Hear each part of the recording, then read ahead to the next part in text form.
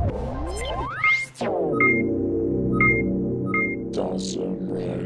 YouTube, Dawson Rider here with my review of the last wave of Power Rangers Dino Super Drive Figures. I'm not sure how I'm going to label this in terms of the title because this is like the almost complete wave. I believe this wave also includes Game Face, which I decided to skip because I was basically over the Fug monsters from Kyryuger because I had problems finding them and I just kind of decided not to.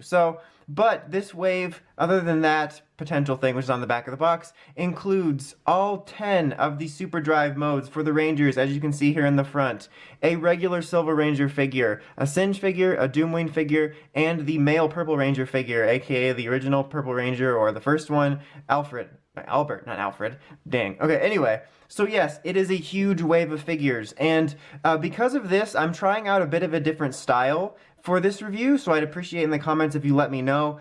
Keep in mind it's kind of rough because it's the first time I'm doing it, but I kind of been thinking about doing something like this because when you review lots of figures, I kind of find lack of stuff to talk about after going over the first few. So what I'm going to do is pretty traditional to start. I'm going to take a look at the articulation for the different molds the line represents, and then I'm going to just sort of cut to a little musical montage of panning over the figures just so you get an idea for the details.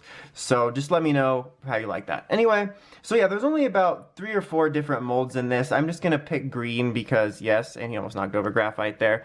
But the articulation for these is the exact same as you would get from a standard Dino Charge figure because it's using the same base mold, the only difference being the copious amounts of armor. So you get some solid articulation, the 360 movement, the in and out, the single elbow joint, which is a little bit hindered now by his armor, a nice 360 movement on his leg, single knee joint there, some swiveling as well. You can move his head around, 360, and that's pretty much about it. There's no chest or waist articulation like a figure art, and stuff like that. So pretty standard stuff. Like I said, the only thing hindering it is the armor at times. I do want to note that for all of these, actually, red and gold are coming from that multi-pack I reviewed, which is another way to get those two and silvers. But I want to note that that had some loose joint problems throughout it, but all of the ones that I got outside of that pack have very nice joints. None of them are loose. In fact, there's actually a couple that were pretty tight. There was a couple elbow joints that were rather stiff, which worried me for a second because I had to put a bit of pressure on it. But again, that's kind of sporadic because I got a lot of comments saying people that had loose joints, so you may have one figure that's loose that I might not, and some that are fine. So I just wanted to note that I was pleased that out of the whole wave that I found, I didn't have any loose joints yet. That could change later.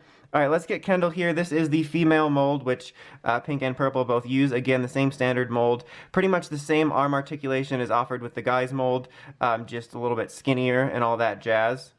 The head articulation is the same, her neck's a little bit higher up. And her legs do have the possible movement, they're just hindered by this solid skirt piece, which is kind of annoying. I need to trim my nails. Dang it, I didn't do it. Classic Dawson. But anyway, also the single knee joint here as well. So pretty much you're getting the same thing, it's just hindered because of the skirt. I think they're fixing that in Ninja Steel. I can't remember because the girls mold's actually one we haven't seen before. Let's just take a look at Singe because yes, both of these guys were a little bit, if you saw my multi-pack review, they're pretty basic. I mean, you can just move his arm around 360. If you move his wing around, you can get the full movement, but it kind of stops it. And you can move his leg back and forth, and you can move his head, and that's pretty much it. And even his head doesn't feel like it should be able to move, partly because it's hindered by his collar, and partly for some weird reason, it has this almost springy feel to it. It's very strange.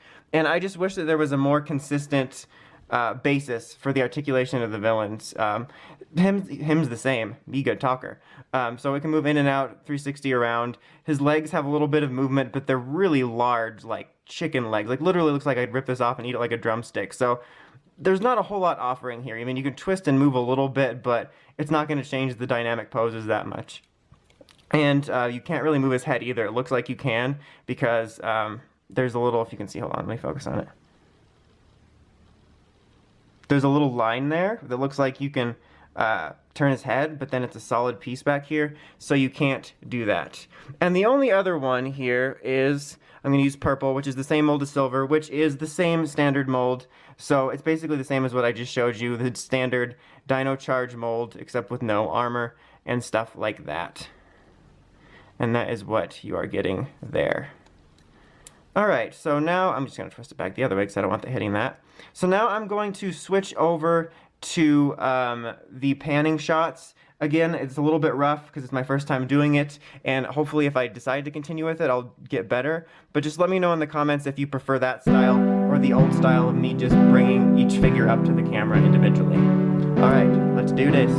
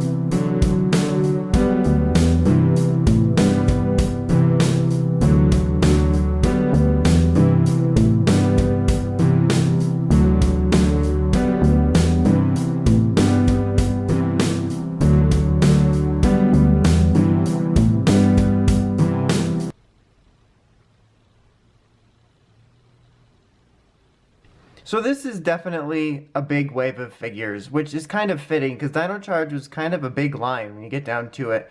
We had so many different versions of each Ranger because of the power-ups, repaints for Morphers, Zords, even some of the non-show stuff. So Dino Charge was a packed toy line for sure. So unless you're like a huge completist, I'm not saying I can't recommend it, but it's a lot to buy for sure. But there's some decent figures in here. I really do like the Super Drive figures quite a bit, and if you like any of them, I can recommend picking them up. Same goes for Silver, who I think is a good figure, and Purple as well. The only things I really don't like about the line, this wave in particular, is just some of the shortcomings of Singe and DoomWing. I feel that there could have been things better about them. But yeah, overall, I still enjoy the Action Hero line, and there's decent figures here, but unless you're a completionist like me, I would just pick and choose what you want because there's not only a lot in this wave, but a lot throughout the entire line.